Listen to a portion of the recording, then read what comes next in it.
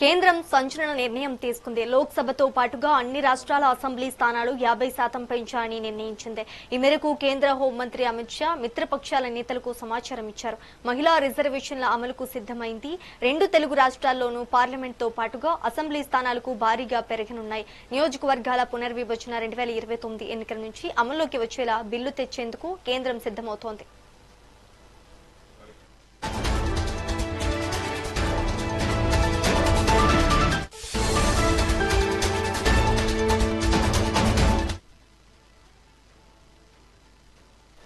ప్రక్రియ కేవలం అంకెల మార్పు మాత్రమే కాదు, భారత భాగస్వామ్య వ్యవస్థలో ఒక భారీ సంస్కరణ. అన్ని పార్టీలతో ఏకాభిప్రాయం సాధించి 2029 నాటికి ప్రక్రియ పూర్తి చేయాలని కేంద్రం పట్టుదలగా ఉంది. దీనివల్ల పాలనా ప్రజలకు మరింత చేరువు కావడమే కాకుండా చట్టసభల్లో మహిళా భాగస్వామ్యం కూడా గణనీయంగా పెరుగుతోంది. ఇక ఇదే అంశానికి సంబంధించి మరింత సమాచారం మా AP input editor Narendra live ద్వారా అందిస్తారు. నరేంద్ర, చెప్పండి, మహిళా రిజర్వేషన్లకు దీనికి సంబంధం ఏంటంటారు? అసలు దీని వెనక ఏముంది?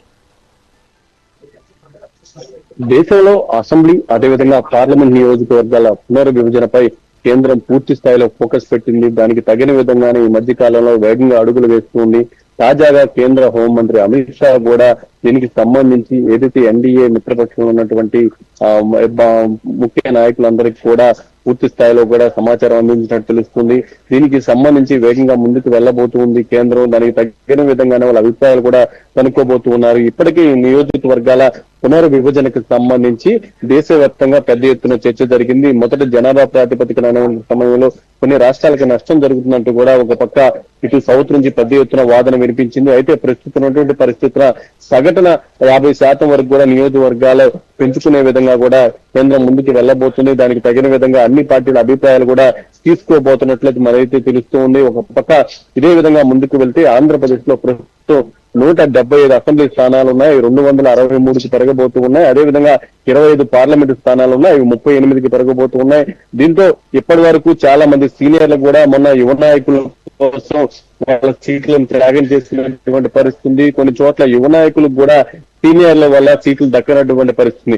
వాళ్ళంతా కూడా ఎప్పుడెప్పుడు తాము ఆ నియోజకవర్గాల్లో ప్రజాప్రతినిధులుగా బరిలోకి దిగుతాము, అక్కడ గెలుస్తాము, అసెంబ్లీలో పార్లమెంట్ లో అడుగులు పెడతాము, ఇటు ప్రజలకు సేవ చేస్తామనే దాని మీద ఆశగా ఎదురు చూస్తూ ఉన్నారు. అలాంటి వారందరూ కూడా ఈ నియోజకవర్గాల పునర్విభజన మీద పూర్తి స్థాయిలో కూడా వాళ్ళు ఆశలు పెట్టుకుని ఉన్నటువంటి నేపథ్యంలో దానికి సంబంధించి ఎప్పటికప్పుడు వెనక్కి వెళ్లిపోతుంది ఈ ప్రక్రియ. అయితే తాజాగా కేంద్ర హోంమంత్రి అమిత్ షా తీసుకున్నటువంటి నిర్ణయం కానీ కేంద్ర ప్రభుత్వం వేసినటువంటి అడుగులు కానీ ఇవన్నీ కూడా వాళ్ళకి కొంత సంతృప్తి కలిగిస్తున్నాయని చెప్పుకోవచ్చు. వాళ్ళంతా కూడా దీనికి సంబంధించి కొంత ఏదైతే ఆంధ్రప్రదేశ్ లో ఈ విధంగా నియోజకవర్గాల పునర్విభజన జరిగి అసెంబ్లీ పార్లమెంట్ నియోజకవర్గాలకు సంబంధించినటువంటి సీట్లు పెరిగితే పూర్తి స్థాయిలో అన్ని పార్టీలకు కూడా ఇది పెద్ద ఉపయోగం అని చెప్పుకోవాలి. అదేవిధంగా ప్రజలకు కూడా అక్కడికక్కడ ఏదైతే జిల్లాల పునర్వ్యవస్థీకరణ జరిగినటువంటి సమయంలో ఆ పూర్తి స్థాయిలో స్థానికంగా ఉన్నటువంటి ప్రజలు కూడా చాలా సంతృప్తి వ్యక్తం చేశారు. తమకి ఏదైతే జిల్లా ప్రధాన కేంద్రం కూడా దగ్గరలో ఉన్నాయి, అక్కడికి వెళ్లి త్వరగా పనులు చేసుకోగలుగుతున్నామంటూ ఆ తమ ప్రాంతానికి జిల్లా ప్రధాన కేంద్రాలు వచ్చాయంటూ వాళ్ళు ఏ విధంగా అయితే సంబరపడ్డారు. అదేవిధంగా ఇలా పార్లమెంటు అదేవిధంగా అసెంబ్లీ నియోజకవర్గాల పునర్విభజన జరిగి వారికి సంబంధించి కూడా పూర్తి స్థాయిలో ఇంకా కూడా సమర్థవంతంగా వాళ్ళకి అన్ని రకాలుగా ఉపయోగపడగలిగితే ప్రజలంతా కూడా సంతోషం వ్యక్తం చేసేటువంటి పరిస్థితి ఉంటుంది. దానికి తగిన విధంగా ఎక్కడ దేశవ్యాప్తంగా ఏ పార్టీ నుంచి కానీ ఏ రాష్ట్రాల నుంచి కానీ వ్యతిరేకత రాకుండా చూసుకునే విధంగా కేంద్రం అయితే అడుగులు ముందుకు వేస్తుంది. దానిలో భాగంగానే దీనికి సంబంధించినటువంటి తాజా నిర్ణయాలు తీసుకున్నట్టు తెలుస్తుంది. ఏదేమైనప్పటికీ ఇక కేంద్ర ప్రభుత్వం దీనికి సంబంధించి వేగంగా ముందుకు అడుగులు వేస్తుంది. ఒక పక్క 33% మహిళా రిజర్వేషన్ కూడా దృష్టిలో పెట్టుకుని ముందుకు వెళ్లబోతున్నట్టు తెలుస్తుంది. 2029 నాటికి దీని పూర్తి స్థాయిలో కూడా ఈ పెంపు ప్రక్రియ పూర్తి చేసే విధంగా కేంద్రం ప్రయత్నాలు చేస్తుంది. ఏదేమైనప్పటికీ దీనికి సంబంధించి అన్ని రాష్ట్రాల వారీగా ఈ కేంద్రం తీసుకున్నటువంటి నిర్ణయానికి మద్దతు తెలిపేటువంటి అవకాశం చాలా స్పష్టంగా కనిపిస్తుంది.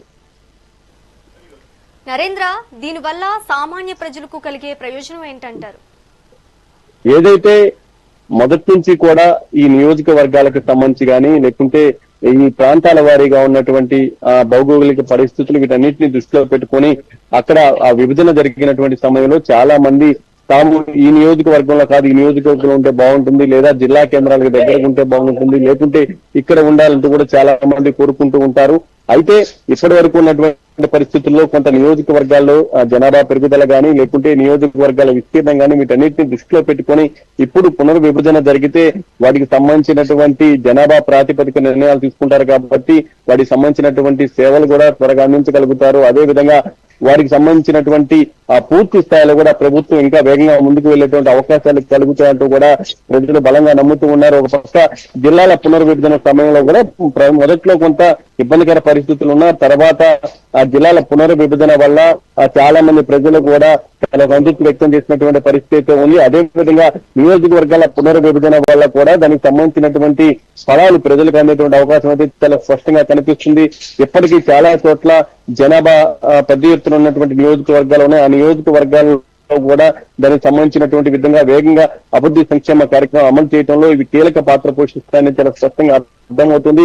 ఈ పునర్విభజన తర్వాత ఆ నియోజకవర్గాల స్వరూపం అంతా కూడా మారిపోతుంది. అదే విధంగా చాలా మందికి ఉన్నటువంటి పరిస్థితులు దృష్టిలో పెట్టుకొని మంచి జరిగేటువంటి అవకాశం అయితే మనకి అదేవిధంగా ఇక్కడ ఉన్నటువంటి స్థానికంగా ఉన్నటువంటి నాయకులు కూడా మొదటి నుంచి చెప్తున్నారు. దానికి సంబంధించి వేగంగా ఈ నిర్ణయాలు తీసుకోవాలి, ఈ పునర్విభజన చేయాలంటూ ఇప్పటికే చాలా పార్టీల నుంచి కూడా కేంద్రానికి ప్రతిపాదన అందించిన నేపథ్యంలో కేంద్రం ఇప్పుడు వేగంగా అడుగులు వేస్తుంది. దానికి సంబంధించి ఇక కేంద్రం అయితే వీలైనంత తక్కువ సమయంలోనే దీన్ని ముందుకు తీసుకువెళ్లేటువంటి వాతావరణం కనిపిస్తుంది.